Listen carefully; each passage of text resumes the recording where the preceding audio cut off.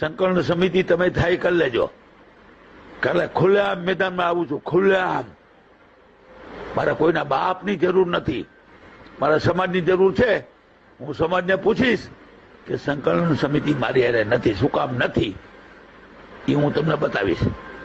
હા, તમે 11 વર્ષથી દરેક જિલ્લામાં જાઓ છો, તમે હિત ને સામે 70 કે 5,000, 10,000, 25,000, લાખ, 2 લાખ, 5 લાખ ભેગા થયા છે. તો રવા દો ને.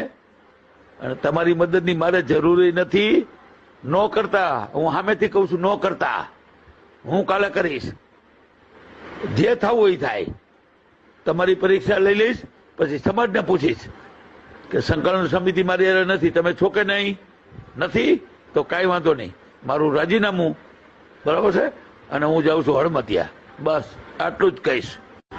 આ હું ગુસ્સામાં નથી બોલતો. આ મારી વ્યથા છે, મારી પીડા છે. અને મારી વ્યથા છે ને મારી પીડા છે મારા સમાજની છે. તમે સમાજ માટે હો કે ન હોય મને ખબર નથી, અને હો ને તો જવાબ આપજો. વધારે વાત નથી કરવી. પણ હવે તો મારે મરવું છે, એ પાકું છે, મરી જ જવું છે. મેં 50 ભાષણમાં કીધું છે મરી જવું છે. પણ મારું મોઢું બોધ ન કરાવી શકે કોઈ. શું કામ? આ મોઢું